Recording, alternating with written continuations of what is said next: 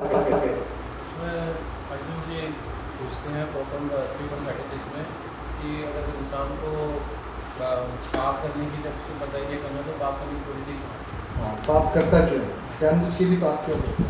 36 अगर देखें तो सही। अतकेन प्रयुक्तो यम पापम चरति पुरुष अनिच्छन अपि वार्ष्णेय बलादीर नियोजिता। तो उसकी इच्छा न होते हुए भी उसको ऐसा लगता है कि कोई बल द्वारा उसको नियोजित कर रहा है उसमें पाप में। तो ऐसा क्यों है? तो भगवान क्या बताते हैं फिर उसके बाद? वो कहते हैं कामेश क्रोधेश रजोगुण समुद्भव। तो इससे पहले क्या बता रहे थे भगवान? भगवान कह रहे थे कि निष्काम कर्म योग में स्थित हो। पहले कर्म के बारे में बताया, फिर कहा कि निष्काम कर्म योग में स्थित हो। तो अर्जुन ने कहा कि भाई ऐसा क्यों होता है कि कोई गलती करता है? तो भगवान ने कहा कि कामेश क्रोधेश रजोगुण समुद्भव। ऐसे क्यों कर रहा है? हरे कृष्ण, हरे कृष्ण। तो भगवान ने कहा कि भाई ये बताया तीनों चीजें, और फिर भगवान ने बताया कि हालांकि निष्काम कर्मयोग करना चाहिए, लेकिन निष्काम कर्मयोग करने में क्या समस्या है, क्या बाधा है? निष्काम करने में क्या बाधा है? निष्काम करने में क्या मतलब, निष्काम कर्म करने में बाधा क्या है? क्यों नहीं करते हम निष्काम कर्म? अटैचमेंट, आसक्ति। तो आसक्ति किससे? अपनी इच्छाओं से। हमारी इच्छाएं होती हैं, काम है ना, मतलब निष्काम काम, काम की वजह से हम कामेश क्रोधेश रजोगुण। तो फिर भगवान बताते हैं कि इस काम पे विजय प्राप्त की जा सकती है केवल ज्ञान के द्वारा। ठीक है, समझ में आ रही है? भगवान निष्काम कर्मयोग, पहले कर्मों की गति के बारे में बताया, फिर कहा कि निष्काम कर्मयोग करो। अर्जुन पूछता है कि भाई क्यों कोई अनिच्छा होते हुए भी पाप करता है? तो भगवान कहते हैं कामेश क्रोधेश रजोगुण समुद्भव। और ये काम के बारे में बताते हैं कि काम ही बाधा है निष्काम कर्मयोग करने में। समझ में आ गई बात? और काम को कैसे विजय प्राप्त कर सकते हैं? ज्ञान से। तो इसलिए ज्ञान, दिव्य ज्ञान योग शुरू हो गया। समझ आ रही बात को? निष्काम कर्मयोग में बाधा क्या है? काम। काम को कैसे विजय प्राप्त की जाती है? ज्ञान से। ज्ञान कैसे, फिर ज्ञान शुरू हो गया छोटा। तो पहले 3 श्लोकों में भगवान बताते हैं इतिहास। ठीक है, कि भाई मैंने सूर्य के देवता विवस्वान को बताया था, उसने मनु को बताया, मनु ने इक्ष्वाकु को बताया, और इस तरह से ये राजऋषियों की परंपरा चल रही थी, लेकिन फिर छिन्न भिन्न हो गई। तो फिर मैंने फिर से तुमसे शुरू किया है। और तुम्हें क्यों बता रहा हूँ? क्योंकि तुम मेरे सखा और मित्र हो। कौन सा श्लोक है ये जो मैं अभी बोल रहा हूँ, सखा और मित्र हो? कौन से श्लोक में है ये? भगवद गीता से बताओ।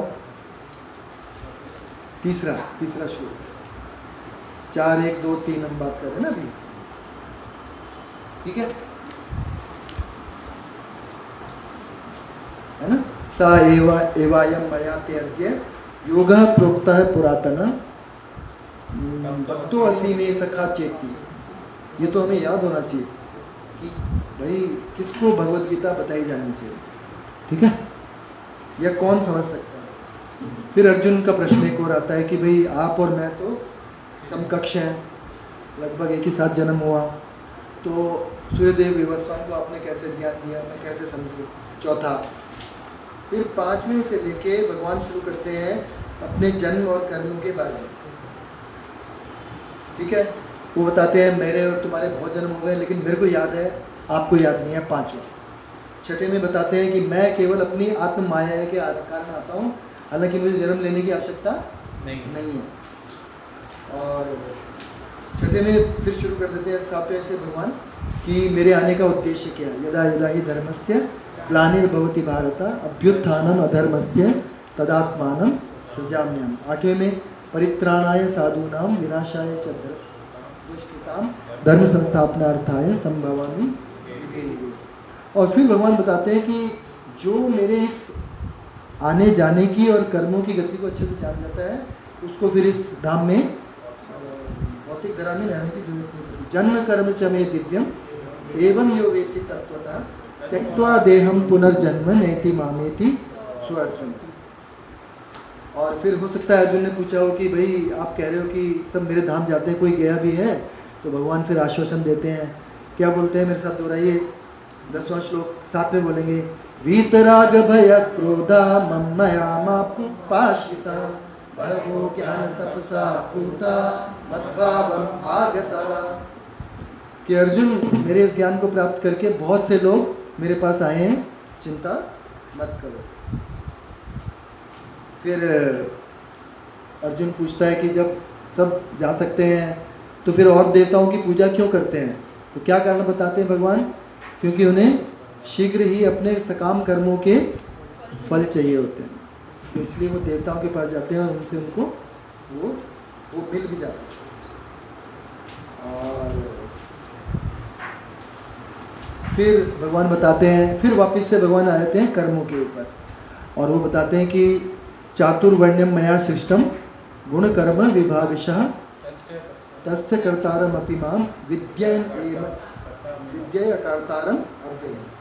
कि हालांकि मैंने ही चारों वर्ण बनाए हैं और उनके द्वारा सब कार्य होते हैं, लेकिन उनके वो जो कार्य करते हैं उनसे मैं कभी भी प्रभावित नहीं हूँ। अगले में भी यही बोलते हैं, नमाम कर्माणि लिम्पन्ति न मे कर्म फल स्पृहा। आप सब देख पा रहे हो ना कौन से श्लोक पे हम लोग? इति माम यो अभिजानाति कर्म भिन्नसा बध्यते। ये बिल्कुल 9वें श्लोक की तरह है कि जो ये जान लेता है कि मुझे कर्मों के बंधन नहीं लगते, वो फिर उसे भी कर्म बांधते नहीं। और फिर भगवान बताते हैं कि हमें कर्मों को कैसे करना चाहिए। कैसे करना चाहिए? पूर्वैरपि मुमुक्षुभि, कि पूर्व में जैसे 15वां नंबर श्लोक कि जैसे पहले के आचार्यों ने किया है, उन्हीं के फुटप्रिंट्स पे चल के हमें कर्मों को करना चाहिए। ठीक है।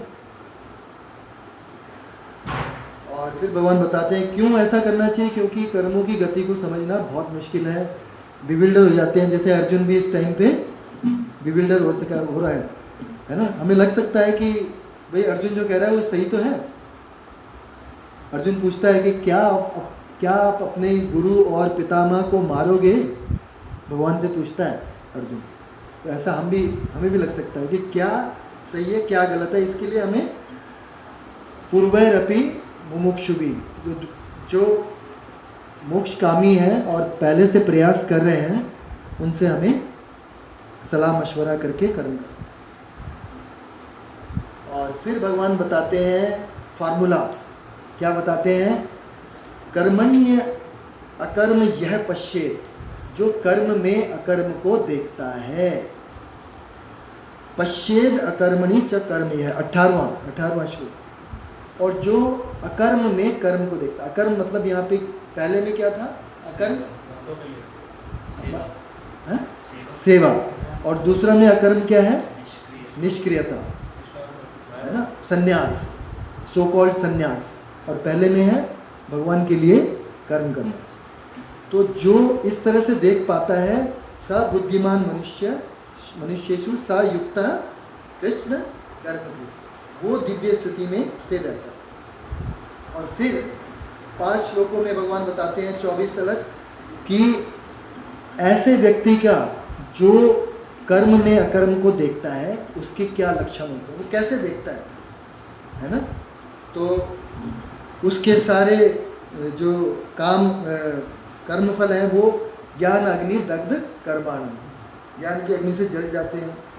वो नित्य तृप्त होता है, निराश्रय होता है, और फिर भी कर्मण्य अभी प्रवृत्तो अपि, फिर भी कर्मों में तत्पर रहता है।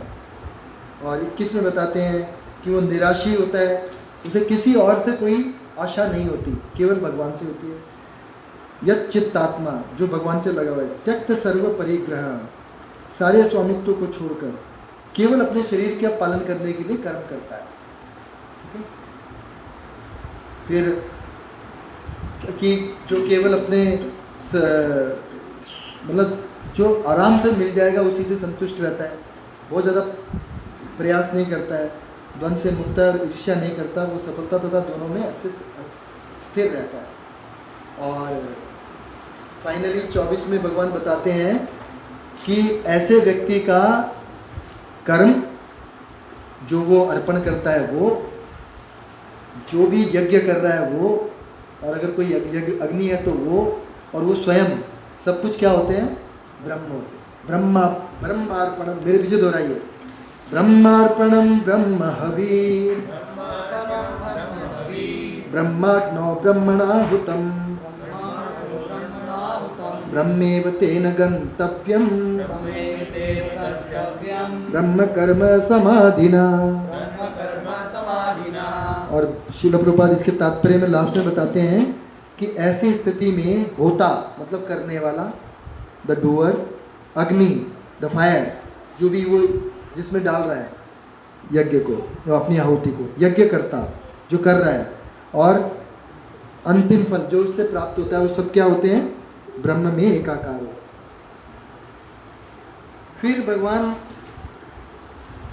29 तलक बताते हैं कि अनेक प्रकार के यज्ञ। कितने यज्ञ बताए थे? बताओ, कौन बताएगा?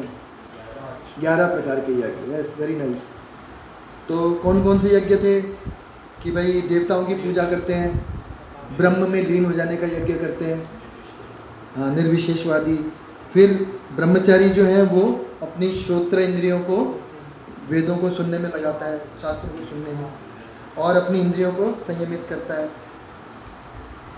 और नियमित गृहस्थ जो है, देखिए क्या लिखा है श्रील प्रभुपाद, नियमित गृहस्थ इंद्रिय विषयों की इंद्रियों की अग्नि में स्वाहा करना। मतलब वो ऐसा नहीं है कि उसे लाइसेंस मिल गया तो वो जो मर्जी करेगा, केवल संतान प्राप्ति के लिए वो संग करता है। और कुछ लोग क्या करते हैं, इंद्रियों को वश में करके आत्म साक्षात्कार करना चाहते हैं, मतलब पतंजलि योग करते हैं, प्राणवायु मतलब प्राणायाम वगैरह करते हैं। फिर बताया कि कुछ लोग द्रव्य यज्ञ करते हैं, अपने पैसा, अपने रिसोर्सेज को बांटते हैं, सोर्स भगवान की सेवा में लगाते हैं। तप करते हैं, जैसे चतुर्मासी में हमने डिस्कस किया था, कितना कठिन तप करते हैं। कुछ लोग केवल एक समय खाते हैं, कुछ लोग केवल जमीन पे एक बार में जो मुंह में आ गया वो खाते हैं, बहुत तपस्याएं करते हैं। योग करते हैं, अष्टांग योग करते हैं, स्वाध्याय वेदों का अध्ययन, हाँ, और स्वाध्याय यज्ञ, ज्ञान यज्ञ, स्वाध्याय के द्वारा अपने ज्ञान को बढ़ाते हैं। और फिर उसके बाद कुछ प्राणायाम में श्वास को अपने रोके रहते हैं, प्राण अपान को रोककर समाधि में रहते हैं। ठीक है, इसके बारे में भी हमने डिस्कस किया था। अब 30 और 31 हमने पढ़ लिया था वैसे, है ना? हाँ, तो थोड़ा सा रिकैप कर लेते हैं। 32 से हम आज शुरू करेंगे। तो भगवान कहते हैं 30 नंबर श्लोक में कि ये जो सारे यज्ञ हैं ये वेदों द्वारा सम्मत है, नहीं सॉरी, कि जो यज्ञ करने वाला है वो इन यज्ञों के उद्देश्य से परिचित रहता है, उसे ज्ञान रहता है कि वो क्यों कर रहा है इन यज्ञों। ऐसा नहीं कि बस करे जा रहा है। जैसे आपने देखा है दिवाली पे पेपर में पढ़ते हैं कुछ लोग, इस टाइम पे मुहूर्त है, और फिर वो कुछ सामग्री जुटाते हैं जो वो कहते हैं। तो आज हम पढ़ेंगे कि आज हम समझेंगे आगे कि ऐसा करना ठीक है या नहीं है। ठीक है, तो ज्ञान में यज्ञ करना सही है। और कह रहे हैं कि जो यज्ञ नहीं करता वो इस लोक में भी सुखी नहीं रहता, और अगले लोक में तो रहने का कोई मतलब ही नहीं, क्योंकि वो कोई पुण्य नहीं कमाता। अब हम 32 पे आ जाते हैं, यहाँ से हमने आज करना है। ठीक है, तो मंगलाचरण करते हैं और फिर शुरू करते हैं। ओम अज्ञानतिमिरन्धस्य ज्ञानाञ्जनशलाकया चक्षुरुन्मीलितं येन तस्मै श्रीगुरुवे नमः। श्रीचैतन्यमनोभीष्टं स्थापितं येन भूतले स्वयं रूपा कदा मह्यं ददाति स्वपदान्तिकं। वन्देऽहं श्रीगुरो श्रीयुतापदकमलं श्रीगुरुं वैष्णवांश्च श्रीरूपं साग्रजातं सगण रघुनाथान्वितं तं सजीवं साद्वैतं सावधूतं परिजनसहितं श्रीकृष्ण चैतन्यदेवं श्रीराधा कृष्णपादान् सगण ललिता श्रीशाखान्वितांश्च हे कृष्ण करुणा सिंधु दीनबंधु जगतपते गोपेश गोपिका कांत राधा कांत नमोस्तुते तप्त कांचन गौरांगी राधे वृंदावनेश्वरी वृषभानुसुते देवी प्रणमामि हरिप्रिये वाञ्छा कल्पतरुभ्यश्च कृपा सिन्धुभ्यैव च पतितानां पावनेभ्यो वैष्णवेभ्यो नमो नमः। जय श्री कृष्ण चैतन्य प्रभो नित्यानंद श्री अद्वैत गदाधर श्रीवासादि गौरभक्तवृंद। हरे कृष्णा कृष्णा कृष्णा हरे हरे हरे राम राम राम हरे हरे। नमो विष्णुपादाय कृष्णप्रेष्ठाय भूतले श्रीमते भक्तिवेदांत स्वामी निति नामिने। नमस्ते सारस्वती देवे गौरवाणी प्रचारिणे निर्विशेष शून्यवादी पाश्चात्य देश तारिणी। तो श्रील प्रभुपाद से प्रार्थना करते हैं कि हम उनकी वाणी को अपने जीवन में उतार सकें। ठीक है, तो भगवान ने कहा कि यज्ञ जो नहीं करता है उसको इस लोक में भी और अगले लोक में भी सुख प्राप्त नहीं होता। तो यज्ञ से क्या समझते हो आप लोग, बताइए। यज्ञ क्या होता है? सैक्रिफाइस। तो यज्ञ केवल वो नहीं है कि अग्नि में, जैसे अग्नि जल रही है और उसमें हम अपने एनवायरनमेंट में भी देख सकते हैं, हम सब यज्ञ करते हैं। ठीक है, जैसे प्रभु जी जॉब करने जाते हैं, यज्ञ है, अपनी शारीरिक क्षमता को उसमें लगाते हैं। क्यों? उससे कुछ पैसा मिलेगा। लेकिन वो यज्ञ अगर ज्ञान में करा हुआ यज्ञ है तो वो भक्ति बन सकता है ना। क्या? जैसे कि एक तो ये है कि भाई मैं खाली जाके पैसा कमाऊंगा, उससे इंद्रिय तृप्ति करूंगा। ठीक है, एक तो ये हो गया। दूसरा क्या हो सकता है कि मैं पैसे कमाऊंगा, उससे क्या करूंगा, उससे अपने परिवार का भरण पोषण करूंगा। ठीक है, और उनको भी भक्ति करने की सुविधाएं प्रदान करूंगा, मुझे भी भक्ति करने की सुविधाएं प्राप्त मिलेंगी। तो ऐसे करके हम हर चीज़ को भक्ति बना सकते हैं, यज्ञ बना सकते हैं। जैसे माताएं सुबह उठती हैं, गर्मियों में भी खाना बनाती हैं, मतलब गैस के आगे खड़े होके, है ना। तो या मैं देखता हूँ कि सुबह जब वो छौंक लगा रही होती तो इतना ज़्यादा मतलब उसमें स्मेल आती है, माताओं को नहीं आती है, मुझे बहुत ज़्यादा आती है ना। आप सबने किसी ने महसूस किया है? आपको नहीं लगता है ना माता? कुछ भी नहीं लगता है। मुझे इतना ज़्यादा लगता है, मेरे को लगता है कि इसको मैं कहीं भारी निकाल दूँ रसोई को, लेकिन सह लेती हूँ।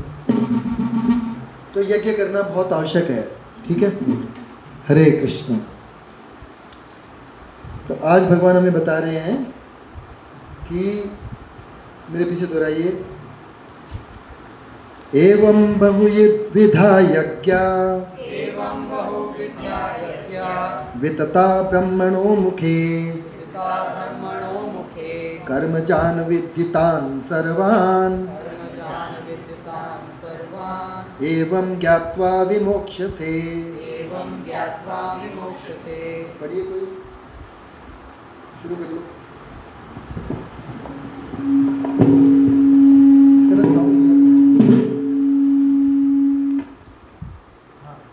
हरे कृष्ण। जगत गुरु श्रील प्रभुपाद की जय। ये विभिन्न प्रकार के यज्ञ वेद सम्मत हैं और ये सभी विभिन्न प्रकार के कर्मों से उत्पन्न हैं। इसमें इस रूप में जानने पर तुम मुक्त हो जाओगे। तात्पर्य, जैसे कि पहले बताया जा चुका है कि वेदों में कर्ता वेद के अनुसार विभिन्न प्रकार के यज्ञों का उल्लेख है। चूँकि लोग देवात्म बुद्धि में लीन हैं, अतः इन वेदों यज्ञों की व्यवस्था इस प्रकार की गई है कि मनुष्य उन्हें अपने शरीर, मन और बुद्धि के अनुसार संपन्न कर सकें। किंतु देह से मुक्त होने के लिए इन सबका विधान है। ईश्वर की पुष्टि यहाँ पर भगवान अपने श्रीमुख से की है। तो भगवान क्या कह रहे हैं कि जितने भी यज्ञ हैं ये वेद सम्मत है। ठीक है, और क्यों इतने प्रकार के यज्ञ हैं? अलग अलग यज्ञ क्यों है? श्रील प्रभुपाद कहते हैं भैया एक ही यज्ञ करना है। क्या? हरे कृष्णा कृष्णा कृष्णा हरे हरे, हरे राम राम राम हरे हरे। तो भगवान ने इतने सारे यज्ञ क्यों बताया भाई? जब एक ही यज्ञ करना है। हरे कृष्णा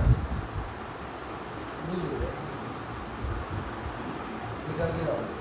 हरे कृष्णा कृष्णा कृष्णा कृष्णा हरे हरे, हरे राम राम राम हरे हरे। क्यों अनेक प्रकार के यज्ञ बताए? चेतना अलग अलग है। चेतना अलग अलग है मतलब ज़्यादातर लोग देहात्म बुद्धि में लीन है। श्रील प्रभुपाद यहाँ बता रहे। और इन यज्ञों की व्यवस्था इस प्रकार से की गई है कि मनुष्य उन्हें अपने शरीर मन तथा बुद्धि के अनुसार संपन्न कर सके। जैसे प्रभु जी ने कहा कि चेतना अलग है, तो अपने शरीर मन और बुद्धि, मेरे को अच्छा लगता है भाई कि मैं कुछ बड़ा तोड़ फोड़ कर दूँ, तो उसको फिर ऐसे काम देने पड़ेंगे कि वो उसको उसमें यज्ञ के हिसाब से कर्म करे। कोई ज्ञान में मतलब पढ़ने में उसे बहुत इंटरेस्ट है, तो उसको ज्ञान को यज्ञ बना देगा। किसी को कीर्तन करने में बहुत अच्छा लगता है, तो वो कीर्तन को यज्ञ बना देगा, है ना।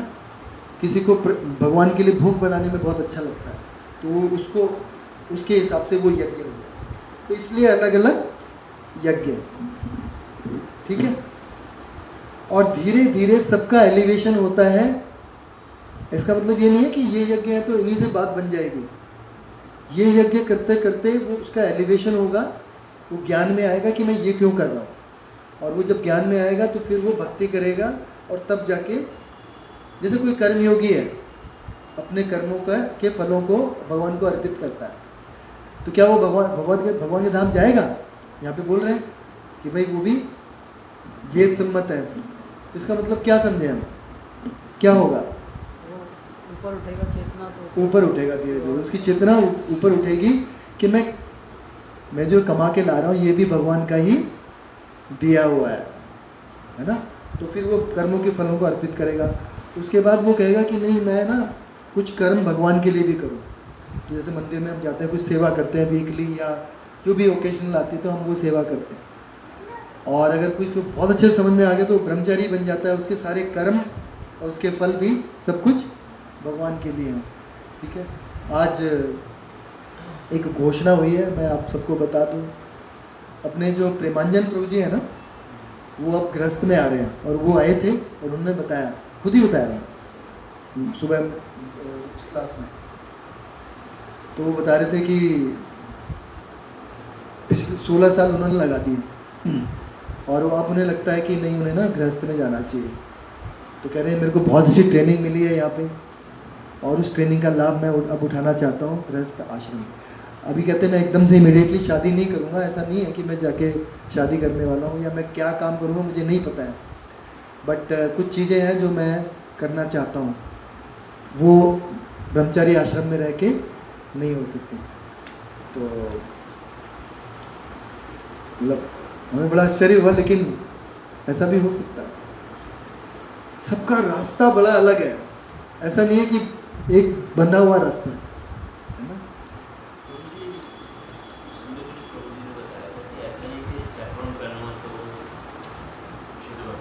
हाँ बिल्कुल, हाँ बिल्कुल सही बात है।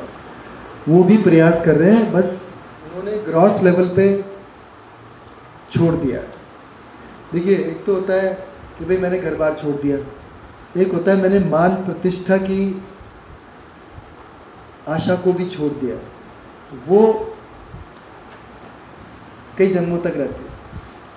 जो साधु भी बन जाएगा, तो ध्यान है, एक कभी कहानी सुनाई थी, एक राजा होता है, सब कुछ छोड़ देता है, साधु बन जाता है, फिर एक पेड़ पे ना ऐसे अपने टांग देता है झोला, ध्यान है कि नहीं, झोला टांग देता है।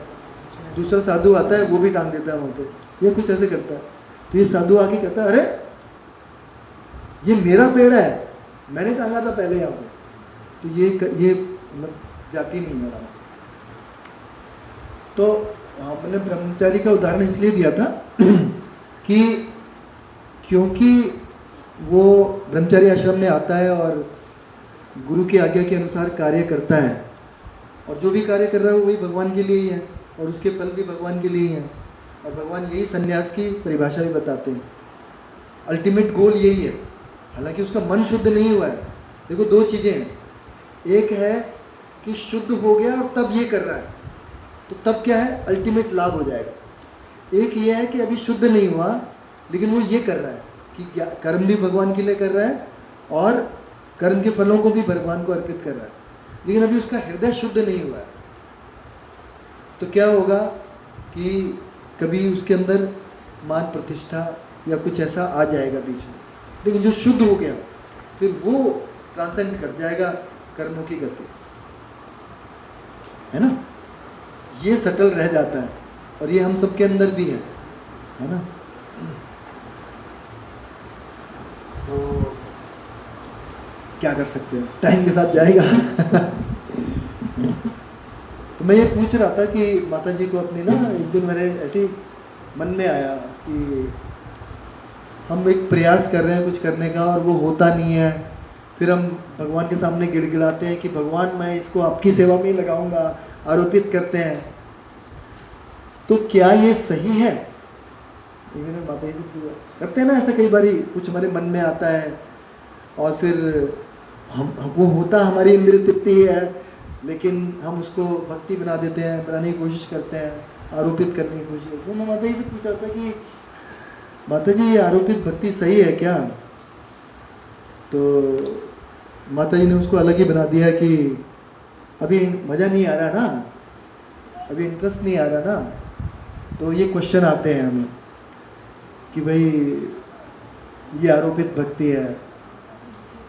इंटरेस्ट कब आएगा? जब हम शुद्ध भक्त की जो इंस्ट्रक्शंस हैं उन्हें पूरी तरह से पालन करें।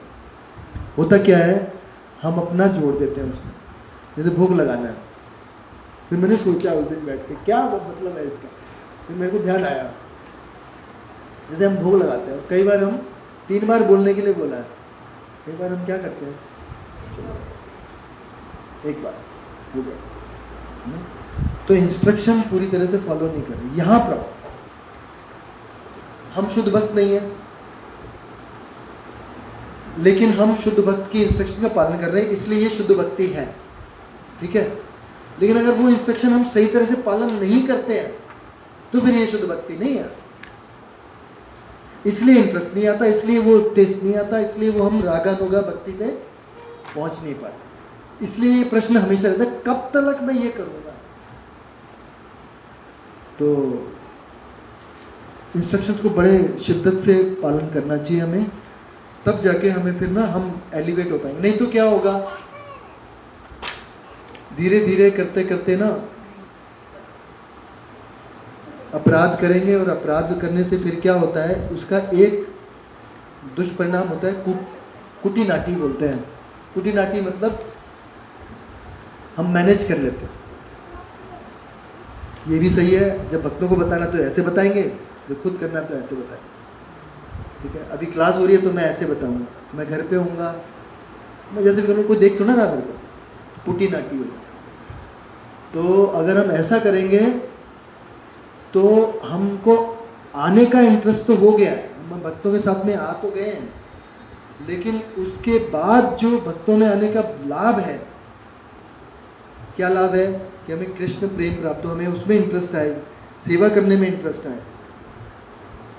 क्या कर रहे हैं हम जब कर रहे हैं, तो जब करते हुए क्या करते हैं हम, क्या प्रार्थना होती है, क्या भाव होता है उसका, हे राधा कृष्ण मुझे अपनी सेवा में लगाए। लेकिन वो सेवा करने का फिर हमारा मन नहीं है, हम बचते हैं उससे, है ना। या फिर ऐसी सेवा ना मिल जाए, या वैसी सेवा ना मिल जाए, या मेरे इंटरेस्ट की सेवा, तो फिर ऐसी चीज़ें हो जाए। तो मेरे को बड़े अच्छे से मतलब, हालांकि मैंने बहुत बार सुना, मुझे समझ में आया कि ये कारण क्या है कि हम इंस्ट्रक्शंस को एज इट इज़ फॉलो नहीं कर रहे। श्रील प्रभुपाद ने दिया है सब कुछ एज इट इज़, और हम क्या करते हैं, एज माई माइंड सेज, है ना, तो वैसे हो जाता है। तो इसलिए ये मेरी रियलाइजेशन थी, मैंने कहा आपसे भी शेयर कर दो, तो इसको हम हाँ हाँ महाराष्ट्र से मतलब पर्सपेक्टिव से जैसे जो हुआ है तो फर्स्ट टाइम आया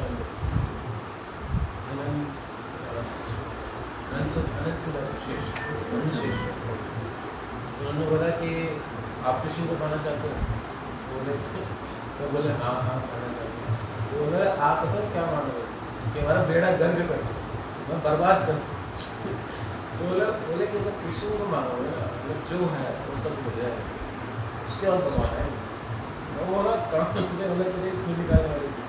तो लेक्चर इतना प्यारा लेक्चर था मतलब दिल से तो हाँ, तो घबरा मत जाना, ये कॉन्टेक्स्ट रिलेटेड होता है हर चीज़, और हर वक्त के लिए ऐसा नहीं होता, किसी को बहुत कुछ दे भी देते है ना। शुभ भक्ति आप कृष्ण क्यों चाहिए बस ठीक है। नेक्स्ट, तो अब भगवान बताएंगे कि इतने सारे यज्ञ हैं, ये सब मतलब वेदों के द्वारा सम्मत हैं, तो अब इसको बताएंगे वो कि यज्ञों को हमें ज्ञान में करना चाहिए। श्रेयान द्रव्यम मयात यज्ञात ज्ञान यज्ञ परंतपा सर्वकर्म अखिलम पार्थ ज्ञाने परिसमाप्यते। हाँ पढ़िए प्रभु जी। हरे कृष्ण। श्रील प्रभुपाद की जय। जय। हे परंतप, द्रव्य यज्ञ से ज्ञान यज्ञ श्रेष्ठ है। हे पार्थ, अंततः सारे कर्म यज्ञों का अवसान दिव्य ज्ञान में होता है। कि द्रव्य यज्ञ से श्रेष्ठ क्या है? ज्ञान यज्ञ। मतलब आप पैसे का दान कर रहे हो, अपने रिसोर्सेज का दान कर रहे हो, इसको ज्ञान के साथ करोगे तो इसका लाभ होगा। ठीक है। और कह रहे हैं सारे यज्ञों का अवसान किस में होता है? ज्ञान में। मतलब अगर आप अच्छे से कोई यज्ञ कर रहे हो तो आपको कुछ ज्ञान प्राप्त होगा, ये होना चाहिए। ठीक है, पढ़िए तात्पर्य श्रील प्रभुपाद के द्वारा समस्त यज्ञों का यही एक प्रयोजन है कि जीव को पूर्ण ज्ञान प्राप्त हो। क्या क्या क्या प्रयोजन है यज्ञों का? क्यों यज्ञ करनी चाहिए? पूर्ण ज्ञान। और पूर्ण ज्ञान क्या होता है? मैं जीवात्मा हूँ, भगवान का अंश हूँ, भगवान परम है और प्रकृति है जो भगवान के द्वारा बनाई गई है और इस सारे संसार को मैनेज करती है। ठीक है, मेरे को इससे भगवान की सेवा में लगाना है। वो होता है विज्ञान। फिर मैं जब इसको अपने जीवन में उतारता हूँ, अपनी एक्टिविटीज़ को ऐसे करता हूँ कि इस ज्ञान में रह के करता हूँ, वो रियलाइज। हाँ, मतलब पहले तो ज्ञान प्राप्त होगा ना, फिर मैं उसको अपने जीवन में उतारूंगा, फिर अपनी सारी एक्टिविटीज़ को वैसे ही करूंगा जैसे भगवान बता रहे हैं। यस। जिससे वह भौतिक कष्टों से छुटकारा पाकर अंत में परमेश्वर की दिव्य सेवा कर सके। तो भी इस सारे यज्ञों की विविध क्रियाओं में रहस्य भरा है। अच्छा, मैं एक प्रश्न पूछ रहा हूँ, हम सबका उद्देश्य क्या है? भक्तों का उद्देश्य क्या होता है? माता जी, आप क्यों भक्ति करती हो? भगवत धाम जाना है। ओके, आप क्यों करती हो माता जी? भगवान को पाना है। भगवान को पाके क्या होगा माता जी? मतलब आत्मसंतुष्टि होगी। आप क्यों भक्ति कर रही हो माता जी? कृष्ण प्रेम पर। कृष्ण प्रेम पाके क्या होगा? क्या होगा कृष्ण प्रेम प्राप्त करके?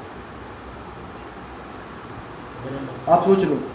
गगन प्रभु जी, बताना है आपने? जब समझ आया कि सभी माया है, लेकिन नहीं रहेगा, विश्व में रिलायंस सभी कर रहे हैं, और जो एक्चुअल चीज़ है, एक्चुअल फ्रूट है, उस तरफ जब हम बढ़ेंगे तो असली शांति और सुख नहीं मिलेगा, तो वहाँ पे पहुँचना है।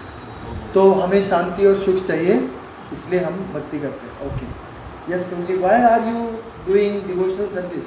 भक्ति क्यों कर रहे हो आप? To go back to God, that is your aim. Okay, very nice. आप बताओ प्लीज। जी, मतलब मेरे को ये समझ में आता है कि मतलब हमारा जो मतलब असली काम है वो मतलब असली स्वरूप प्राप्त करना चाहिए। वो असली स्वरूप हमें क्यों प्राप्त करना है? क्या होता है उस स्वरूप में? मतलब उस स्वरूप में हमें भगवान की सेवा हम प्रत्यक्ष करते हैं। हाँ, आप बताइए प्रभु।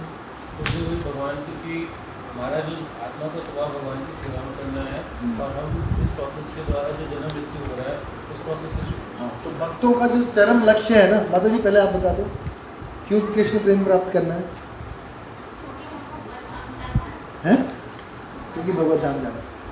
तो देखो, मायावादी कहते हैं मैं भगवान के साथ लीन हो जाता हूँ। क्यों? क्योंकि उसे कष्ट नहीं चाहिए। हमें भगवत धाम जाना है, क्यों? जन्म मृत्यु के चक्कर नहीं चाहिए। मायावादी से बहुत अलग नहीं है। कृष्ण प्रेम चाहिए, क्यों? ताकि मुझे शांति प्राप्त होगी, मुझे सुख प्राप्त होगी। लेकिन एक्चुअली भक्तों का जो भाव है, अल्टीमेटली उसे क्या चाहिए? उसे चाहिए भगवान की सेवा, यही करना है। और फिर श्रील प्रभुपाद कई जगह बताते हैं कि अगर वो सेवा आप यहाँ पे भी कर रहे हो ना, तो आप धाम में हो। लेकिन हम भूल जाते हैं, नॉर्मल है। ठीक है, आगे चलिए। ये बड़ा गैप है और इसको आने में टाइम लगता। कोई बात नहीं, चलिए आगे।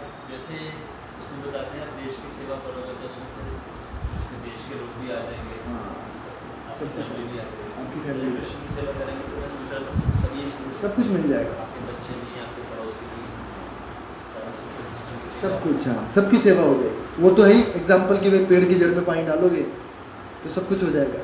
भागवतम में भी राष्ट्र की सेवा कर रहा है। हाँ, प्रभुपाद जी ने भी इस मैसेज दिया था कि राष्ट्र की सेवा करोगे, देश की करोगे तो वहीं पर टक जाओगे। कृष्ण की करोगे तो उसमें सब कुछ गॉड, पूरा संसार, सब कुछ पूरे सारे ब्रह्मांड। सही बात। तो भी इन सारे यज्ञों की विविध क्रियाओं में रहस्य भरा है और मनुष्य को यह रहस्य जान लेना चाहिए। कभी कभी कर्ता की श्रद्धा के अनुसार यज्ञ विभिन्न रूप धारण कर लेते हैं। किसके अनुसार करता है? श्रद्धा यज्ञ की श्रद्धा के अनुसार। भाई मेरी श्रद्धा है कि मैं अपने कर्म के फलों को दे सकता हूँ। मेरी श्रद्धा है कि मैं थोड़ा सा और आगे जाके कुछ पढ़ सकता हूँ, कीर्तन कर सकता हूँ। सबकी अपनी अपनी अलग श्रद्धा। यस,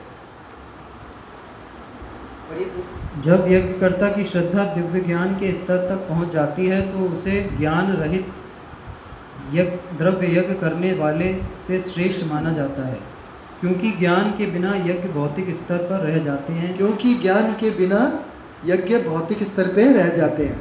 आध्यात्मिक लाभ नहीं होता कुछ भी।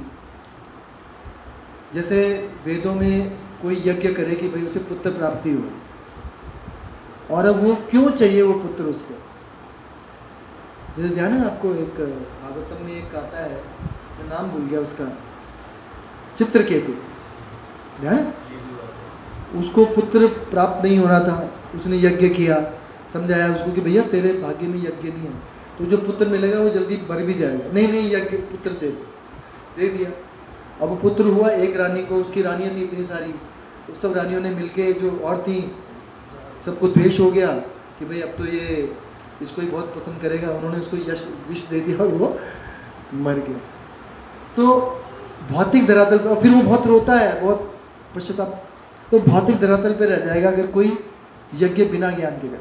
और अगर मान लो कोई इस ज्ञान के साथ करे कि मेरे को ये पुत्र चाहिए, तो क्यों चाहिए, क्या करूँगा मैं इस पुत्र के साथ, कैसे मैं अपनी आध्यात्मिक उन्नति करूँगा और कैसे इसकी भी आध्यात्मिक उन्नति हो, तो फिर क्या होगा? फिर वो ज्ञान में आधारित होगा, क्योंकि मैं खुद को भी आत्मा समझ रहा हूँ, उसको भी आत्मा समझ रहा हूँ, और फिर जाके समन्वय बैठ गया। यस। और इनसे कोई आध्यात्मिक लाभ नहीं हो पाता। यथार्थ ज्ञान का अंत कृष्ण भावनामृत में होता है, जो दिव्य ज्ञान की सर्वोच्च अवस्था है। तो जब सब कुछ पता चल जाता है तो व्यक्ति जो है वो कृष्ण भावनामृत में आ जाता है। चाहे वो कुछ भी कर रहा हो, अष्टांग योग कर रहा हो, है ना, पतंजलि योग कर रहा हो, कर्म योग कर रहा हो, ध्यान योग कर रहा हो, ज्ञान योग कर रहा हो, कोई भी यज्ञ कर रहा है, जब अल्टीमेट उसे ज्ञान हो जाता है तो वो कृष्ण भावनामृत में हो जाता है। और श्रील प्रभुपाद आगे कहीं लिखेंगे कि जब इनको किसी को कोई भक्त मिल जाता है तभी ये भक्ति में आते हैं, नहीं तो ये कई जन्म लगा देते हैं ऐसे करते करते, निष्काम कर्म करते करते, ध्यान योग करते करते, है ना। अपने क्या नाम है इनका, रोहिणी वाले प्रभु जी, नहीं सॉरी, द्वारका वाले प्रभु, अमोघ लीला प्रभु नहीं बताते कि मेरी कुंडली में बताया कि ये कई जन्मों से साधु बना हुआ है, अब जाके वो क्या कहते हैं भक्तों के संग में आ गए और ग्रेजुएशन हो गया, है ना? ठीक है पूछे, हाँ बस पढ़िए। ज्ञान की उन्नति से के बिना यज्ञ मात्र भौतिक कर्म बना रहता है, हाँ किंतु जब उसे दिव्य ज्ञान के स्तर पर पहुंचा दिया जाता है तो ऐसे सारे कार्य आध्यात्मिक स्तर प्राप्त कर लेते हैं। हाँ चेतना भेद के अनुसार ऐसे यज्ञ कर्म कभी कभी कर्मकांड कहलाते हैं और कभी ज्ञान कांड। यज्ञ वही श्रेष्ठ है जिसका अंत ज्ञान में हो। ज्ञान में हो। मैं जब करता हूँ कि कैसे करता हूँ, मैं ज्ञान में करता हूँ कि नहीं, कि मैं ये इस जब से क्या होगा। मैंने एक क्लिप भेजी थी, आपने किसी ने देखी वो? जब करने से क्या होता है, किसी ने देखा था वो? हैं? हाँ, एक मैंने क्लिप भेजी थी कट करके। हमारा गुरु से संबंध बनता है। तो उपनिषद प्रभु जी बता रहे थे कि एक बार जब श्रील प्रभुपाद फर्स्ट टाइम वापस आने वाले थे यूएस से, सब भक्तों ने कहा कि श्रील प्रभुपाद आप जाओगे तो हम करेंगे क्या? सब सोचो, सब क्या थे वो, हिप्पीज थे। अब वहाँ से श्रील प्रभुपाद ने उनको भक्त बना दिया। दे कुड नॉट इमेजिन कि श्रील प्रभुपाद उन्हें छोड़ के चले जाएंगे। तो जाने लगे तो श्रील प्रभुपाद आप चले जाओगे तो हम करेंगे क्या? तो श्रील प्रभुपाद ने क्या कहा, तुम यहाँ बैठ के जप करना, मैं वहाँ बैठ के जप करूँगा, और इस तरह से हम कनेक्टेड हैं। मैंने हालांकि ये बात बहुत बार सुनी है पहले कि हम जब जप करते हैं तो हम अपने गुरु से संबंध बना सकते हैं, लेकिन मेरे को बड़ा स्ट्राइक किया। और अगले दिन मेरा जप बहुत ही अच्छा हुआ कि जब हम इस ज्ञान में करेंगे कि मैं भी जप कर रहा हूँ, मेरे गुरु महाराज भी जप कर रहे हैं, और वो जान रहे हैं कि मैं जप कैसा कर रहा हूँ, तो फिर क्या होगा, मेरा गुरु से कनेक्शन बन पाया। और मैं गुरु से कनेक्शन नहीं बना पाया, चाहे मैंने दीक्षा भी ले ली, तो फिर फायदा क्या, है ना? तो वो जप करते हुए भी मेरे को ज्ञान में रहना है कि मैं क्यों कर रहा हूँ, इसका अर्थ क्या है ना? और ये मैं क्यों कर रहा हूँ, किसकी प्रसन्नता के लिए कर रहा हूँ। इन तीन चार चीज़ों को मैं याद रखूँगा ना, तो मेरा जब नेचुरली अपने आप में जब भागेगा मन इधर उधर, तो मैं लेके आ पाऊँगा। और अगर मैंने इस चीज़ पे रात को मनन कर लिया, शाम को, पहली शाम को, तो ऐसा हो नहीं सकता कि मैं 10 बजे सो ना जाऊँ। क्यों नहीं मैं सो पाता हूँ? क्योंकि मेरे दिमाग में और बातें बहुत ज़्यादा हैं, ज्ञान है नहीं कि कल सुबह जप करना है, इतना पता है, अरे यार कल सुबह ना जप करना, जैसे एकादशी नहीं आती,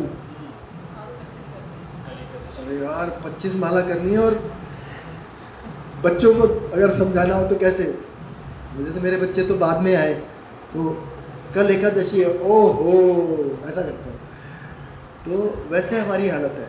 क्यों है? क्योंकि हम ज्ञान में स्थित नहीं है। तो अगर मैं ज्ञान 7, 8, 9 बजे आ गया मेरे को, तो ऐसा हो नहीं सकता कि मैं सो न जाऊँ। मेडिटेट करके सोते हैं तो फिर अपने आप नींद खुल जाती है। हाँ, और फिर नींद भी उठ जाती है, ये हम सब, हाँ अपने आप नींद खुल जाती है उसको, है ना?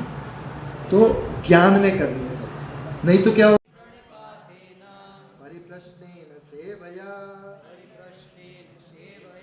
उपदेक्ष्यन्ति ते ज्ञानम् ज्ञानिनस्तत्त्वदर्शिनः। हाँ, कोई पढ़िए पढ़िए कोई जी।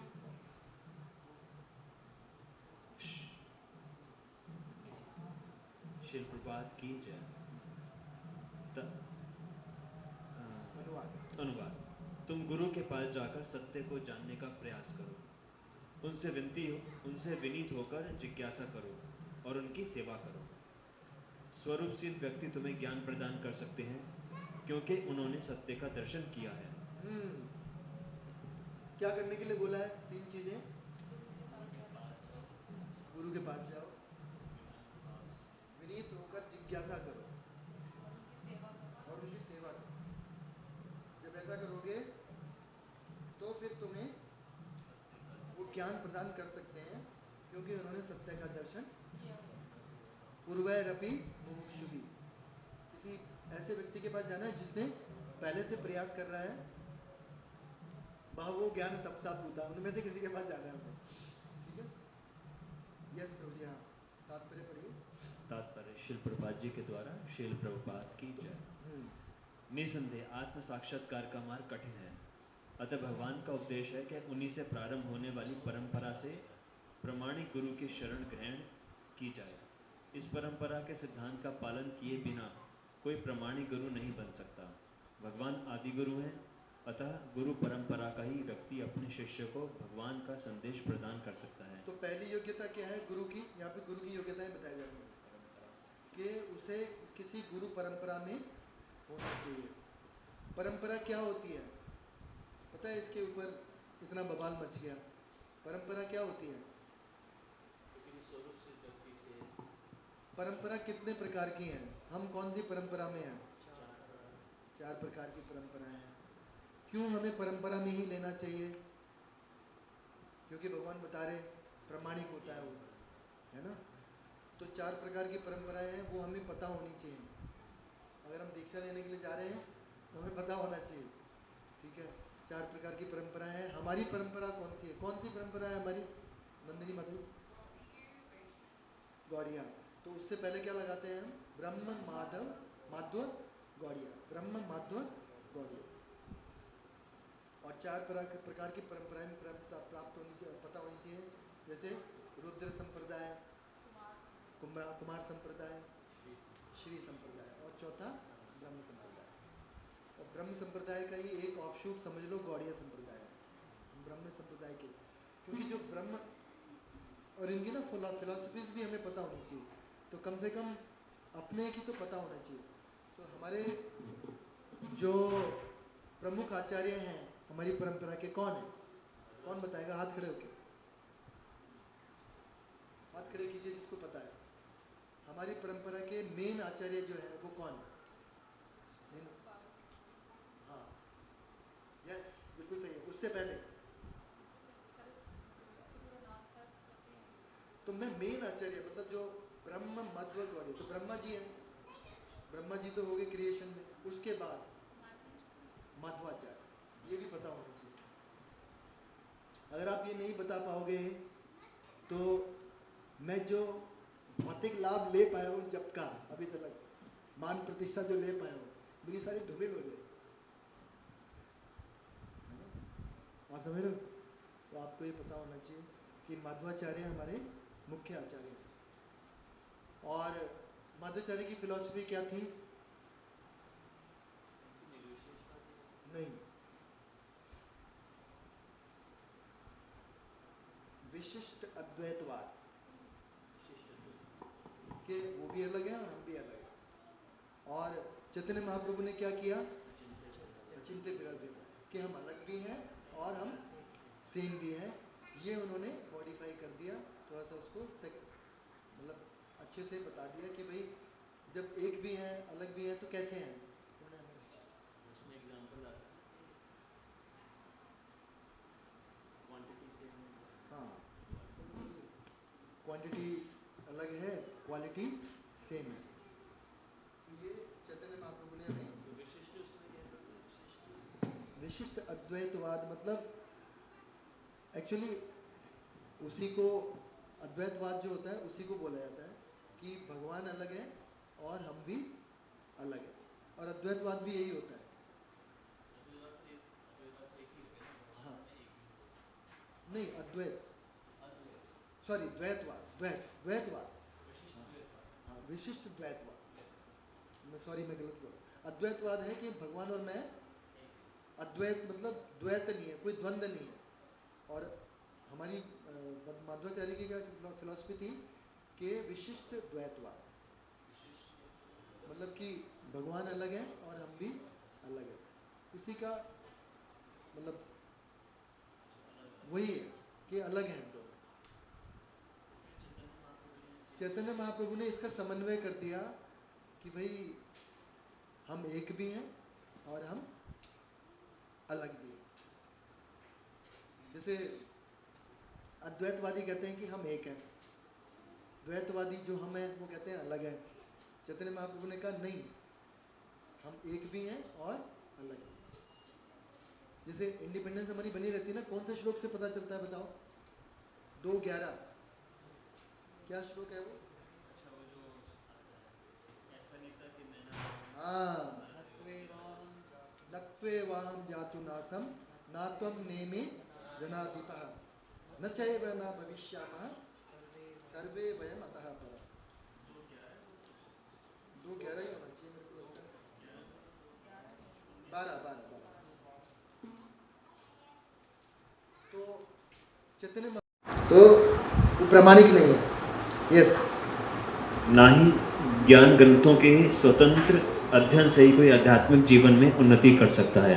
कोई आपसे अगर, सॉरी प्रभु जी, कोई आपसे कहे कि हमारे गुरु बहुत अच्छे हैं, ठीक है, और वो बहुत अच्छा बताते हैं, अरे आज तो सब भक्तों ने बड़ी परेशानी की है थैंक यू। तो कोई कहे कि आपके हमारे गुरु बहुत अच्छे हैं, आप क्या पूछोगे उनसे? पहला क्वेश्चन क्या होना चाहिए आपका? कोई कहे कि मेरे गुरु जी बहुत अच्छे हैं, तो आप क्या पूछोगे उनसे? मतलब उनका किस कंटेस्ट में वो अपने वो ग्लोरीफाई कर रहे हैं। ओके, और क्या पूछोगे? किस परंपरा से? हाँ, कि भाई वो कौन किस परंपरा से हैं। और दूसरी बात आप पूछ सकते हो कि वो कहाँ से आपको ज्ञान बताते हैं, जो बातें बता रहे हैं वो कहाँ से बता रहे हैं। क्योंकि बताया ना, शास्त्रों से ही बताना चाहिए, अपनी विधि का निर्माण नहीं करना चाहिए। तो दो चीज़ें हो गई उसे प्रमाणिक होने के लिए, कि वो किसी परंपरा से होना चाहिए और उसे शास्त्रों से ही बताना चाहिए, अपनी विधि का निर्माण नहीं करना चाहिए। ठीक है वीनू माता जी, कोई पूछेगा गुरु की क्या योग्यता होनी चाहिए, तो ये दो योग्यताएं हैं, और डिसाइपल कोर्स में भी यही दिया हुआ है, इससे अलग नहीं है कुछ।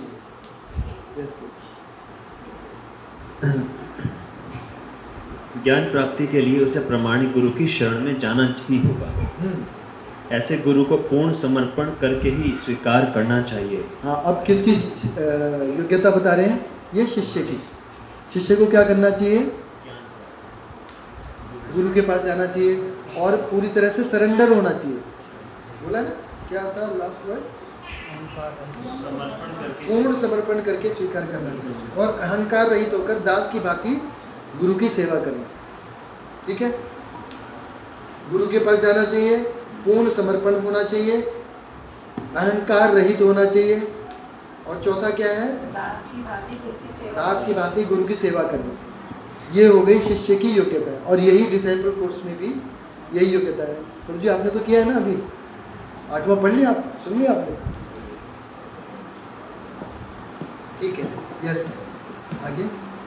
ज्ञान प्राप्ति के लिए उसे प्रमाणिक गुरु के शरण में जाना ही होगा। ऐसे गुरु को पूर्ण समर्पण करके ही स्वीकार करना चाहिए और अहंकार रहित होकर दास की भांति गुरु की सेवा करनी चाहिए। स्वरूप सिद्ध गुरु की प्रसन्नता ही आध्यात्मिक जीवन की प्रगति का रहस्य है। अब ये जो सेंटेंस है ना, ये बहुत इम्पोर्टेंट है। श्रील प्रभुपाद ने जब ये पहले पढ़ा था, तो ये विश्वनाथ चक्रवर्ती ठाकुर जी का है, ये इसकी टीका में उन्होंने दिया है।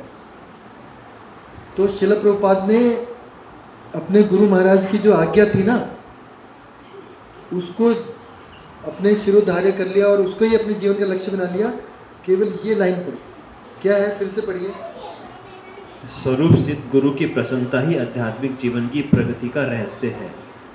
हमारी सफलता का क्या रहस्य है? कि स्वरूप सिद्ध गुरु अगर वो प्रसन्न हो गए तो फिर हम भी सफल हो जाएंगे। तो हमारे स्वरूप सिद्ध गुरु कौन है? श्री प्रभुपाद और उनकी परंपरा में जो आ रहे हैं, तो वो भी सभी स्वरूप सिद्ध है। तो अगर वो प्रसन्न हो जाएं तो फिर क्या होगा? हमारी प्रगति निश्चित है। यस प्रभु जी। जिज्ञासा और विनीत भाव के मेल से आध्यात्मिक ज्ञान प्राप्त होता है। बिना विनीत भाव तथा सेवा के विद्वान गुरु से की गई जिज्ञासा प्रभावपूर्ण नहीं होंगी। हाँ, अगर जिज्ञासा विनीत भाव से नहीं की गई है ना, टेस्ट करने के लिए की गई है, या फिर मैं कहीं से सुन के आया हूँ कुछ, तो मुझे भी पता है ना, तो हमें पता है, लेकिन हमें उसमें समन्वय बैठाने के लिए पूछना चाहिए कि मैंने ये सुना था, मैं इसको कैसे समझूं, है ना। जैसे हम भागवतम क्लास में अगर मान लो कभी प्रश्न कर रहे हो तो हमें कैसे पूछना चाहिए, प्रभु जी आपने ये कहा और उन्होंने तो ये कहा था, ये सही तरीका है? बहुत गलत तरीका है ना। तो हम क्या बोल सकते हैं कि प्रभु जी मैंने ना एक लेक्चर में ऐसे सुना था और अभी मैंने ये सुना, तो मैं इन दोनों में कैसे समन्वय बैठाऊं, है ना। ऐसे नहीं कि उन्होंने तो ये कहा, आप कुछ और बता रहे हो, मतलब जिसका उद्देश्य ये हो रहा है, तो क्या होगा, वो ऑफेंड हो जाएगा, फिर वो विनीत भाव नहीं है। या फिर हम अगर उन्हीं के लेक्चर में से कुछ पूछना चाह रहे हैं कि प्रभु जी जैसे कि आपने कहा, एक तो ये हो गया, या फिर जैसे कि प्रभु जी मैंने सुना, ये विनीत भाव है। मैं ये हो सकता है मैंने गलत भी सुना होगा, है ना। तो आपने ये कहा प्रभु जी, ये तो सही नहीं है, मैंने जो सुना वो हो सकता है गलत हो, या उसको उसमें मेरे को ये क्लैरिफिकेशन चाहिए। तो हमें क्या बोलना चाहिए, जैसा कि मैं सुन पाया, या जैसा कि मैंने सुना, ठीक है। तो अगर हम कभी भक्तों के समूह में हों और वहाँ पे हमें कोई प्रश्न करना है, तो हमें बड़े विनीत भाव से ऐसे करना चाहिए कि मैं ये सुन पाया, क्या ये सही है, या इसमें कुछ मेरे को ये क्लैरिफिकेशन चाहिए, आप बता दीजिए। तो नेचुरली आप, ठीक है, पढ़िए। शिष्य को गुरु परीक्षा में उत्तीर्ण होना चाहिए। शिष्य को गुरु परीक्षा में उत्तीर्ण होना चाहिए। हम ये नहीं कह सकते डिसाइपल कोर्स क्यों रखा गया आपने, है ना, हमें वो पास करना ही पड़ेगा, गुरु की रिक्वायरमेंट है। गुरु की रिक्वायरमेंट है मतलब जो बॉडी इस्कॉन में गुरु परंपरा का ध्यान रखती है, उसको कहते हैं गुरु कमेटी। वही गुरुओं को अधिकार देती है। जीबीसी की कमेटी है वो, उसको अधिकार प्राप्त है कि वो गुरु को अधिकार दे कि आप गुरु बन सकते हो। और उन्होंने डिसाइड किया कि भाई गुरु का डिसाइबल बनने के लिए ये सारी रिक्वायरमेंट है, तो वो हमें करनी पड़ेगी। इसमें ऐसा नहीं है कि मान लो किसी का एकेडमिक्स अच्छा नहीं है तो हम उसको कहेंगे नहीं अब तो आपको पढ़ना ही पड़ेगा, टेस्ट देना ही पड़ेगा। हम उसको भी देखते हैं, हम उसके लिए फिर वैसी सुविधाएं प्रदान करते हैं, उसको सुनना जरूरी है। लेकिन ऐसा नहीं बोल सकते कि भाई डिसाइपल कोर्स क्यों है। अभी आप देखोगे ब्राह्मण दीक्षा के लिए ना इतने सारे प्रश्न दे दिए, मतलब मुझे लग रहा है पूरी भागवतम और श्रीमद् भगवद गीता से क्वेश्चन दे दिया। तो मैं जब लिखने बैठता हूँ ना, मेरे मन में आता है क्यों इतना सब कुछ है, फिर मुझे ध्यान आता है नहीं ये रिक्वायरमेंट है। और मैंने जब ये पढ़ा ना तो मेरे को एकदम समझ में आ गया कि भैया गुरु परीक्षा में उत्तीर्ण होना ये शिष्य की रिक्वायरमेंट है। ठीक है वीनू माता जी, है ना, कोई द्वेष नहीं है ना हमें किसी से कि भाई ये परंपरा ऐसा क्यों बनाया, 1.5 साल क्यों बनाया, साल भर क्यों बनाया है, मैं कर तो रहा हूँ, मैं प्रयास कर तो रहा हूँ। नहीं, देयर इज अ प्रोसेस, उसको हमें फॉलो करना है। यस। और जब गुरु शिष्य में वास्तविक इच्छा देखता है तो स्वतः ही शिष्य को आध्यात्मिक ज्ञान का आशीर्वाद देता है। इस श्लोक में अंधानुगमन तथा निरर्थक जिज्ञासा, इन दोनों की भर्त्सना की गई है। किसकी भर्त्सना की गई है? अंधानुगमन। मतलब किसी ने कहा मेरे गुरु बहुत अच्छे हैं, वो तो हमें चाय पीने के लिए रोकते नहीं है, वो तो कहते हैं समोसा खाओ चटनी के साथ, तो आप भी आ जाओ, चलो जी। और मेरे तो काम भी बन रहे हैं उससे, मेरे को तो ये भी मिल गया, वो चलो जी मैं भी चलता हूँ, पहुँच गए। अंधानुगमन नहीं, किस परंपरा से है, क्या वो शास्त्रों से बता रहे हैं क्या नहीं, ये हो गया प्रमाण है।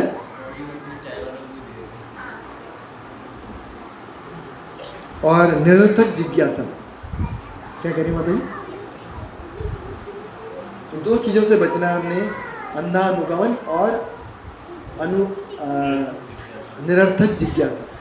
खाली इसके लिए कि मैंने कहीं से सुना है या मेरी भक्ति में कोई उससे बढ़ोतरी नहीं होगी, मुझे कुछ लाभ नहीं होगा, खाली ऐसी जिज्ञासाएं करना, वो क्या है, टाइम वेस्ट है, स्पीकर का भी और अपना भी। हाँ ठीक है प्रभु जी, पढ़िए आगे।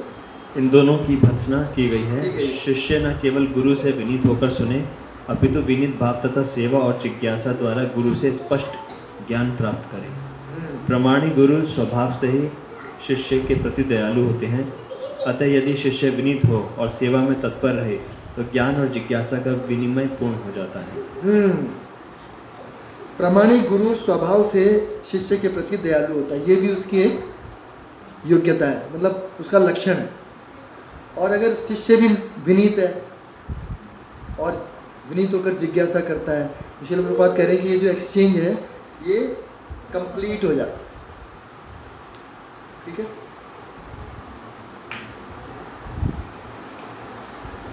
नेक्स्ट श्लोक। कोई प्रश्न तो नहीं है इस श्लोक से किसी का है?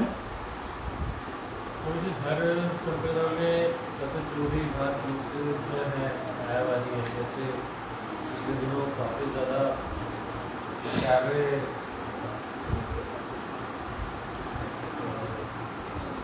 कॉन्फ्लिक्ट हुआ था प्रशांत,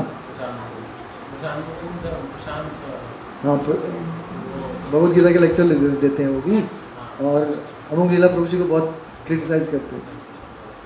तो वो मतलब आज के हिसाब से दिखा रहे हैं, मतलब 2-3 दिन पहले फ्रेंड के पास गया था, उसको तो ये तो थोड़े फिलोसफी तो बोलते हैं वो आज पे जीना सिखा रहे हैं कि आज आप जो एंजॉय कर रहे हो वो स्वर्ग है, अगर आप दुखी हो तो आप यहीं पे जब उसको अंदर से रोको, अगर चीज़ शुरू चल जाएगा तो आप इस चीज़ को नहीं छोड़ पाओ। अभी जो अगर आप जैसे तकलीफों पीड़ा में हो तो आप लगे कि आप और भोग कर रहे हो, अगर आप खुश हो ये तकलीफों तो आप तो बता रहा है, तो हम क्या करेंगे? नहीं मतलब वो तो मेरे को लगता है वो कर्म को डिफाइन करना चाहिए। हम तो श्रील प्रभुपाद की बात सुनेंगे जी, और जैसा बता रहे हैं, अब हमें ये तो हमें पहले ये नहीं पता कि वो प्रामाणिक है कि नहीं। आप ना डाउट डालो उस सुनने वाले के, क्या वो प्रामाणिक है, किसी प्रामाणिक परंपरा से आ रहा है कि नहीं। सबसे पहला क्वेश्चन ये होना चाहिए। कोई भी व्यक्ति अगर किसी को भगवत गीता बता रहा है तो वो पहले से किसी परंपरा में होना चाहिए, और वो भक्ति भी करता हुआ होना चाहिए, तभी हमें उससे सुनना। तो आप ऐसे करके उनको बता सकते मैं थोड़ा सा एनालाइज कर पाया ना, ये देखता हूँ कि ना इनकी जो बातें होती हैं ना बड़ी अट्रैक्टिव होती है, लोग इन्फ्लुएंस बहुत जल्दी होते हैं। यही तो बात है, मैं बता तो रहा हूँ। इसका बड़ा सूक्ष्म रूप क्या है कि भाई मेरे गुरु तो चाय के लिए भी मना नहीं करते हैं, आपके यहाँ पे तो आपके यहाँ पे ऐसा है, चाय नहीं पीनी, कहीं बाहर नहीं खाना, लहसुन प्याज नहीं खाना, यहाँ सब कुछ होता है, बल्कि समोसा भी दिया जाता है चटनी के साथ, लाल चटनी के साथ खाओ, हरी चटनी के साथ खाओ। तो वैसे ही वो है, वो थोड़ा सा और फिर मतलब कहते हैं, क्या कहते हैं उसको, अच्छे से पैकेज में डाल रहा है।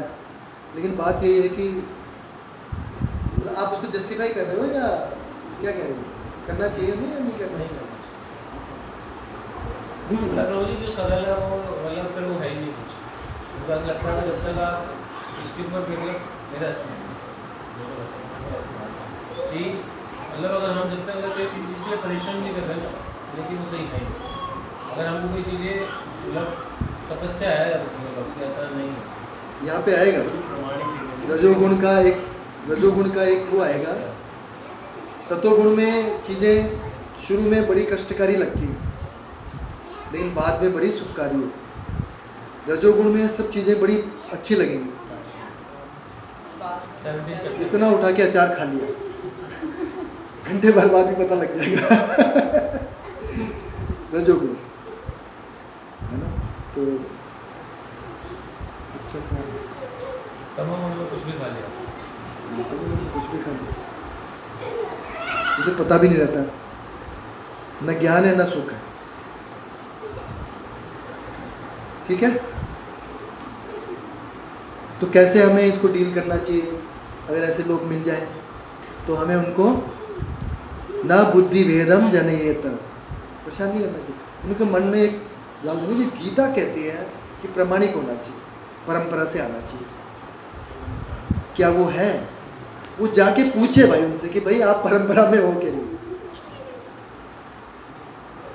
मुझे उनको सेंसेस ग्रेटिफाई करते हैं, उनको परंपरा ऐसे उनसे मतलब है ही नहीं। कोई बात नहीं, आप एक उनके मन में दिमाग, वो करते हैं, उनको वो जस्टिफाई करना है ना, सही करना है। हाँ, वो ये करते हैं।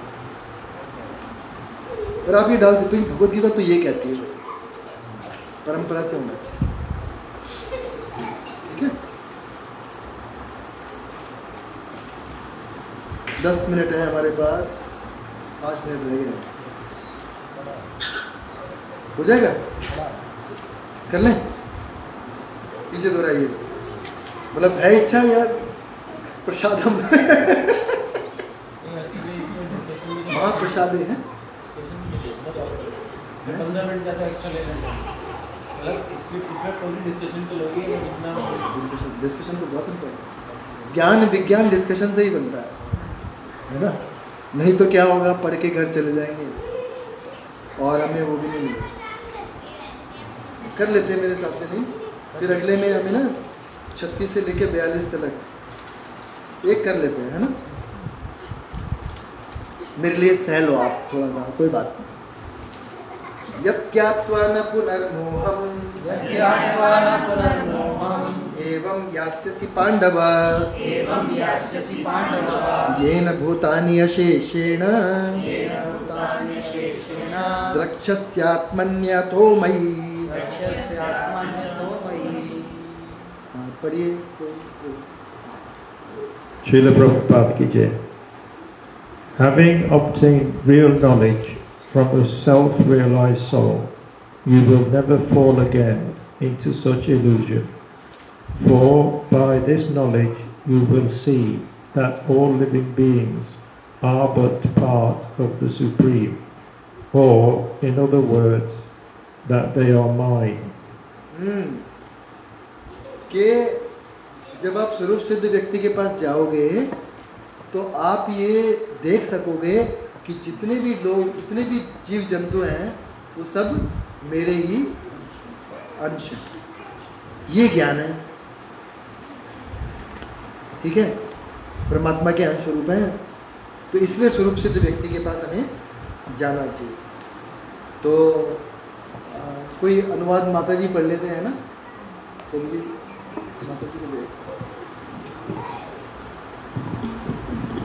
सॉरी प्रभु जी, मतलब नॉट एवरीवन कैन फॉलो। तो श्री प्रभुपाद जी की जय।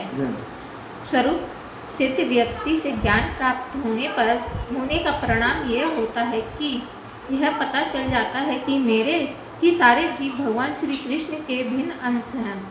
कृष्ण से पृथक अस्तित्व का भाग माया कहलाती है। कुछ लोग सोचते हैं कि हमें कृष्ण से क्या लेना देना है, वे तो केवल महान ऐतिहासिक पुरुष हैं और पर ब्रह्म तो निराकार हैं। हाँ, तो देखिए, जब हम स्वरूप सिद्ध व्यक्ति के पास जाते हैं या फिर ऐसे व्यक्ति से जाते हैं जो स्वरूप सिद्ध व्यक्ति का शिष्य है, तो उससे क्या लाभ होता है, हमें क्या पता चल जाता है कि भाई हमें ना कृष्ण की सेवा करनी, हम कृष्ण के अंश हैं।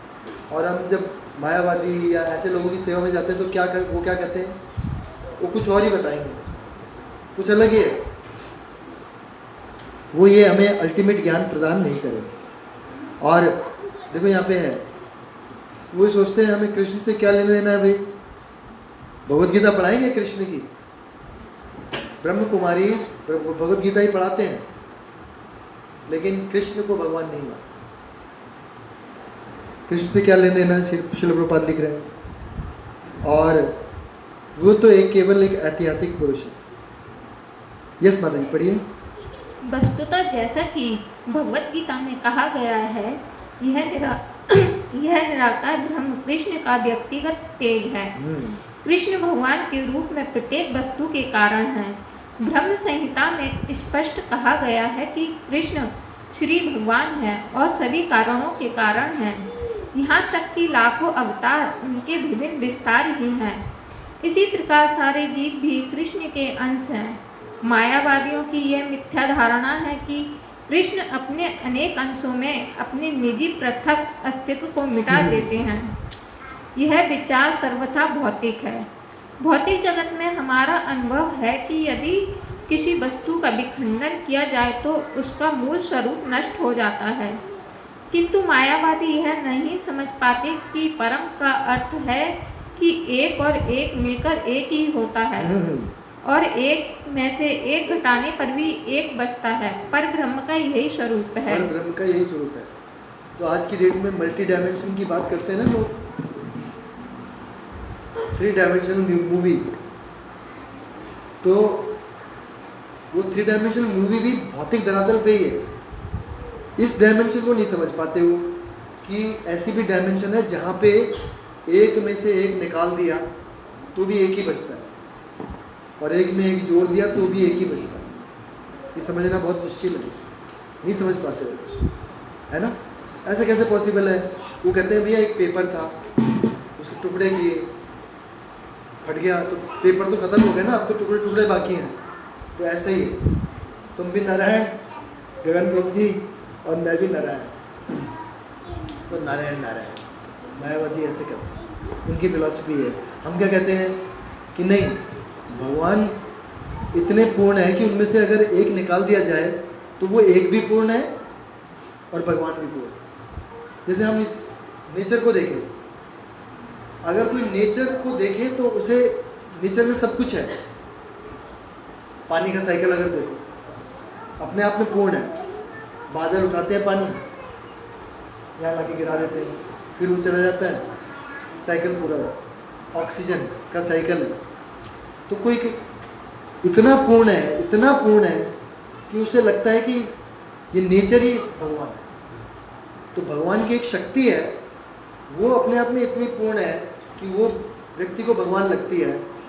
तो वो समझ ही नहीं पाते कि भगवान भी हो सकता है।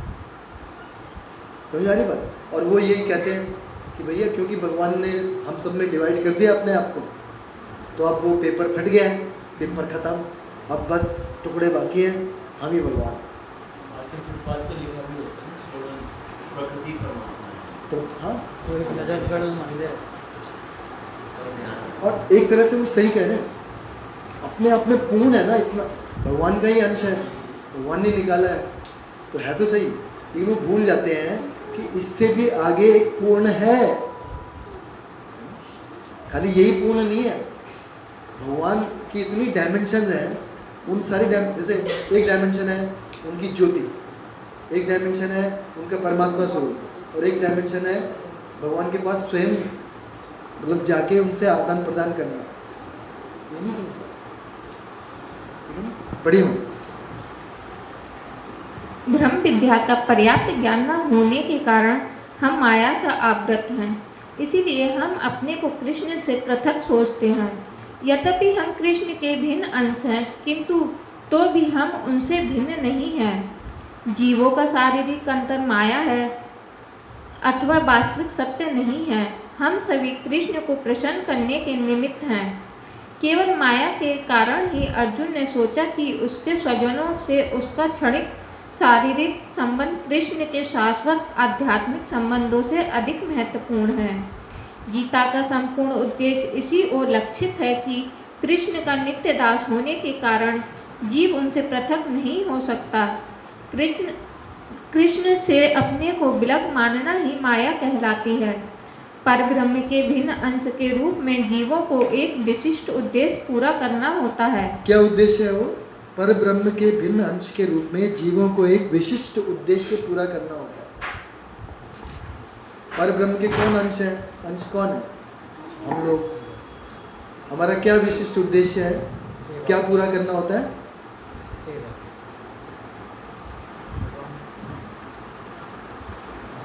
परब्रह्म के भिन्न अंश के रूप में जीवों को एक विशिष्ट उद्देश्य पूरा करना होता है। क्या उद्देश्य है?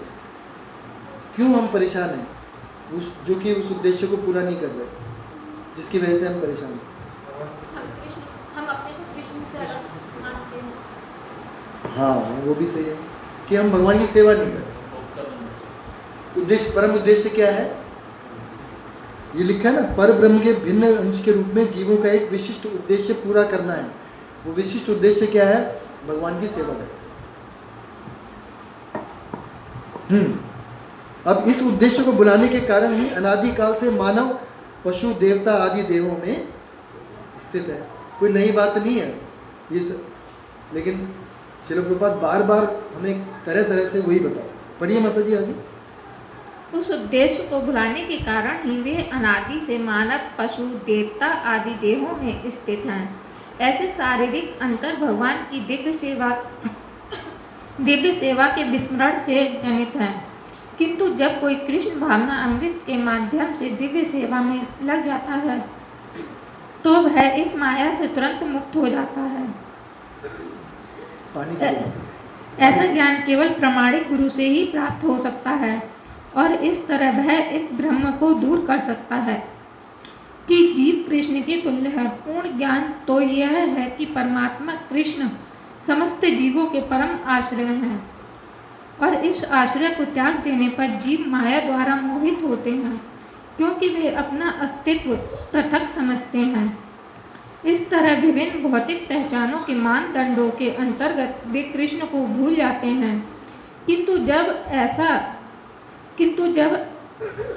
किंतु जब ऐसे मोहग्रस्त जीव कृष्ण भावना अमृत में स्थित होते हैं तो यह समझा जाता है कि वे मुक्ति पथ पर हैं, जिसकी पुष्टि भागवत में की गई है। मुक्तिर्हित्वा अन्यथा रूपम स्वरूपेण व्यवस्थिता। मुक्ति का अर्थ है कृष्ण के नित्य दास रूप में अपनी स्वाभाविक स्थिति पर होना। मुक्ति का अर्थ क्या है और हमारी वैधानिक स्थिति क्या है? तो उसमें हमें नित्य दास तो हो गए, अब करना क्या है फिर उसके बाद? भगवान की सेवा। तो आज मेरा आपसे एक अनुरोध है कि आज आप ये लेके जाएं और ये प्रैक्टिस करें। क्या कि जो हम जप करेंगे ना वो मैकेनिकल नहीं करेंगे, हम वो ज्ञान में करेंगे। और ज्ञान में मतलब क्या है कि हम जप करने से पहले अपने आप को याद दिलाएंगे कि भाई मैं भगवान का अंश हूँ और इससे मैं अपने गुरु से संबंध बना सकता हूँ। जिन्होंने गुरु चूज़ कर लिए हैं वो भी, जिनके हो गए हैं वो भी, और जिन्होंने अभी गुरु चूज़ नहीं किए हैं वो भी किसी गुरु को चूज़ कर लें, या फिर श्रील प्रभुपाद को मनन करके उन पर तब वो यज्ञ करें, तब उस यज्ञ का क्या होगा? आध्यात्मिक लाभ होगा, नहीं तो फिर क्या होगा? भौतिक लाभ होगा। ठीक है, ये प्रयास करें। और कोई शेयर भी कर सकता है कि भाई मैंने ये प्रयास किया तो कैसा हुआ, है ना? कुछ कह रहे थे? स्टार्टिंग में आपने बताया था निष्काम क्वेश्चन था कि निष्काम कर्म योग में जो बाधा होती है वो काम है, और काम को ज्ञान से जीता जा सकता है। लेकिन एक क्वेश्चन आता है ना 39 में ज्ञान में आत्मतम ज्ञान में श्लोक 39 में इसी का कि ज्ञान को भी ढक देता है ये। हाँ, ज्ञान को भी ढक देता है, बिल्कुल सही। ये कह रहे हैं कि कैसे काट सकते हैं, हम कह रहे हैं ज्ञान से, लेकिन ज्ञान को भी ढक देता है। हाँ, ज्ञान को भी ढक देता है। तो क्या है, सतत प्रयास करना पड़ता है। पहले ज्ञान तो होना ही चाहिए, लेकिन ज्ञान ही अच्छा, वो ज्ञान जो है अगर वो उसको ऐसे भी समझ सकते हो कि अगर पूर्ण ज्ञान नहीं है वो, ठीक है, जैसे मैंने जो आपको बताया था ना व्यासदेव जी के शिष्य वाला जो कहानी बताई थी, तो हो सकता है कोई ज्ञानी हो, वो ज्ञानी हो रही है बात कि भाई उसे शास्त्रों का बहुत अच्छे से अध्ययन कर सकता है, श्लोका बहुत अच्छे से बोल सकता है, ठीक है। एक ज्ञान हो गया कि भाई मैं भगवान का अंश हूँ। जब ये हो जाएगा तो मैं, और अगर मैं अपने जीवन में उतार लिया उसको, तो मैं कैसे दूसरे को मार सकता हूँ, कैसे दूसरे को काट के खा सकता हूँ, है ना।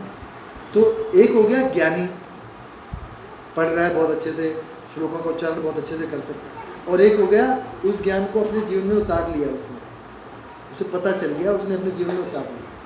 तो ये दो स्टेजेस में अंतर होता है। जब तक वो यहाँ पे नहीं आता तब तक वो ज्ञानम एतेन आवृतम हो सकता है, लेकिन जब वो विज्ञान में बदल गया उसका ज्ञान, तब फिर वो ऐसा होना उसके लिए मुश्किल हो गया। हाँ, या दिव्य ज्ञान हो गया, वही बात सही। वाला ज्ञान अलग है जो इस 39 को अलग ज्ञान है। मतलब वहाँ पे 39 कौन सा श्लोक है प्रभु जी? 3.39 है 3.39 3.39 देख लेते हैं थोड़ा सा। इसको रिसाइट कर रहा था तब हाँ थोड़ा सा पढ़ लेते हैं इसको। अच्छा आपने बोला है।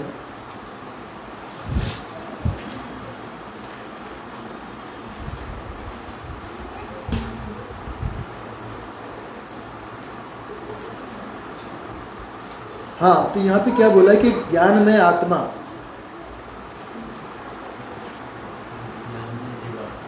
तो जीवात्मा जो है वो ज्ञानमय है, लेकिन हम भी तो है जीवात्मा, लेकिन हम भूले हुए हैं ना। यहाँ पे ये वाली बात कि भाई जीवात्मा अपने आप में ज्ञानमय है, लेकिन वो क्योंकि भौतिक आवरण से ढकी हुई है तो उसकी वजह से फिर वो काम के द्वारा आवृत हो जाए। तो यहाँ पे कॉन्टेक्स्ट ये है। अच्छा प्रश्न था। जब हम अच्छे से पढ़ते हैं तो फिर हम ऐसे रिकंसाइल करना चाहिए। ठीक है, बात समझ में आई ना? 239 में क्या है कि जीवात्मा अपने आप में ज्ञानमय है, तो अर्जुन भी तो था ज्ञानमय, भगवान को क्यों ज्ञान देना पड़ा उसको? क्यों? क्योंकि भौतिक आवरण से ढके हुए थे, लेकिन अर्जुन तो हमारे लिए कर रहे थे प्रश्न, हमारे लिए है ये काम। ठीक बात है। तो अच्छा है कि उस श्लोक में ये है कि आत्मा ज्ञानमय है, लेकिन क्योंकि पदार्थ से ढकी हुई है तो उसका ज्ञान ढक जाता है। यहाँ पे जो ज्ञान की बात हो रही है कि जब हम ज्ञान में आएंगे तो हम उस काम को, जब हम उसी ज्ञान में स्थित हो जाएंगे वापस, तो फिर हम काम को जीत पाएंगे। ठीक है, एक्सटर्नल को इंट्रोवर्ट हो चलेंगे। जैसे मतलब इफ हम बाहर की चीज़ों वाला ज्ञान है, अंदर का ज्ञान होता है नहीं, मतलब हाँ यहाँ पे बिल्कुल क्लियर हो गया कि आत्मा ज्ञान में थी, है और रहेगी, लेकिन क्योंकि वो पदार्थ से ढकी हुई है, बॉडी से ढकी हुई है, तो वो मुश्किल हो जाता है उसको। ठीक है, लेकिन यहाँ पे जो ज्ञान की बात हो रही है कि उसी आत्मा को वापस से किसी स्वरूप सिद्ध व्यक्ति की सेवा में जाना पड़ेगा, उस ज्ञान को वापस परिष्कृत करना पड़ेगा, तो फिर वो उस काम को जीत सकते। यहाँ पे ये बात है। ठीक है, इसमें एक्सटर्नल ऐसा कुछ नहीं है। इसमें लिखा काम रूपी नित्य शत्रु से ढकी है। हाँ, तो काम रूपी नित्य शत्रु कहाँ से आता है? भगवान बोलते हैं इंद्रियों में रहता है, सबसे पहले यहाँ से भगाओ। तो शरीर से ढके होने के कारण हमारा वो ज्ञान जो है वो तीन तरह बताते हैं ना। एक तो ऐसा कि जैसे भ्रूण बिल्कुल पेट में है, और एक पक्षियों का बताते हैं, और एक वृक्षों का बताते हैं। ठीक है, अलग अलग डिग्रीज हैं। अलग अलग डिग्रीज हैं सबकी। जिस तरह से हमारा चल रहा है, जिस तरह से हमारे संस्कार हो रहे हैं, उस तरह से हम आवृत होते जाते हैं। तो आवृत होते जाना है, उसकी परत बढ़ाती जानी है या उसकी परत घटाती जानी है। उसकी परत जो घटानी है वो कैसे? ज्ञान से घटे। ठीक है, और कहीं हमने आज पढ़ा नहीं, मनुष्य जीवन ही, श्रील प्रभुपाद एक जगह लिखते हैं कि मनुष्य जीवन ही वो द्वार है जहाँ पे हम इन सारे आवरणों को ख़त्म कर सकते। नहीं तो अब एक कुत्ता क्या कर रहा है? अपनी इंद्र तृप्ति कर रहा है सुबह से शाम तक, लेकिन हमारे पास ऑप्शन है कि हम उस द्वार को से निकल के सही में ऐसा कर पाएँ कि दोबारा कुत्ता बनने की आवश्यकता ना हो, है ना? ठीक है, तो क्या प्रयास करना है हमने कल मॉर्निंग में? जब करते समय, करने से पहले अपने आप को याद दिलाना कि मैं कौन हूँ, मैं ये जब किसकी प्रसन्नता के लिए कर रहा हूँ, और इस जब से मेरे गुरु से मेरा संबंध बनेगा। आपका जब बहुत अच्छा होगा, कोई अगर मुझसे शेयर कर पाए तो मुझे बड़ा लाभ होगा, मैं और उत्साहित हो जाऊँगा। ठीक है, और ऐसी कोई रिलेशन हो तो प्लीज़ शेयर कर सकते हैं। ठीक है, किसी का कोई और प्रश्न है? वही जैसे गुरु के कंटेस्ट में याद है एक बार, जब हम मूवी देखने गए थे नरसिम्हा, हाँ तो पहले ही आया था कि मतलब वही बोलते हैं, पता नहीं पीछे से जब आवाज़ आती है तो बोलते हैं कि ज्ञान कहाँ से लिया जा रहा है, ये महत्वपूर्ण है। हाँ कि ज्ञान तो वो भी दे रहे थे, शुक्राचार्य भी दे रहे थे हाँ ज्ञान। एग्जैक्टली। और जो उनको ज्ञान मिला प्रहलाद महाराज को, वो नारद जी से उनके टीचर भी ज्ञान देने की कोशिश कर रहे थे, और प्रहलाद महाराज को कहाँ से मिला था? यस, ज्ञान कहाँ से मिल रहा है ये भी ये महत्वपूर्ण बहुत इम्पोर्टेंट, है। ज्ञान तो हर जगह से मिलता है। सही बात। आकाश प्रभु जी, ऐसी सिचुएशन में हम ये भी बोल सकते हैं कि भैया ये बहुत इम्पोर्टेंट है। जो भक्त सफल हुए हैं वह वो जो ज्ञान तपसा पूता हुए हैं वो नारद जी ने ही करे हैं, not like every Tom Dick and Harry. तीन क्वेश्चन तो मैं आपको बोलूं। हाँ, इससे मेरे इस प्रोसेस से मेरा क्या लाभ होगा और क्या इससे मेरा क्या लाभ होगा? किससे? बता सकते? अच्छा, नहीं कि मैं भगवान का अंश हूँ और उनकी प्रसन्नता के लिए जप कर रहा हूँ। पहला तो ये, मैं कौन हूँ? भगवान का अंश हूँ, और इससे मेरा गुरु के साथ में संबंध बनेगा। गुरु के साथ कृष्ण के साथ? पहले गुरु से बनाओ, तब जाके कृष्ण से बनेगा। वही रिकमेंड करेंगे आपको, तभी तो है ना। और ये बात अगर आप पहले नाइट को सोच लो, शाम को 5-6 बजे, अगर उस समय भी ज्ञान में आता है ना कि हर समय ज्ञान में स्थित रहता है, ये है ज्ञान। मतलब उसका व्यवहारिक रूप ये है कि हम पहले दिन सोच पाएँ कि भैया कल सुबह जप है, कल सुबह 4 बजे 5 बजे 6 बजे उठना है, मेरी ये आध्यात्मिक गतिविधियाँ मैं कैसे मैनेज करूँगा, है ना। तो ये ज्ञान में स्थित होने का एक लक्षण है ना। ठीक है, तो शेयर, आई एम एक्सपेक्टिंग कि आप सब लोग शेयर करेंगे कि भाई मेरे को ये रिलेशन हुई, मेरे को ऐसा हुआ वैसा हुआ, तो प्लीज़ कीजिए, मेरा भी उत्साह बढ़ेगा। ठीक है। और आज मैंने सुबह सुना कि जो भक्ति वृक्षा लीडर है ना प्रसंग था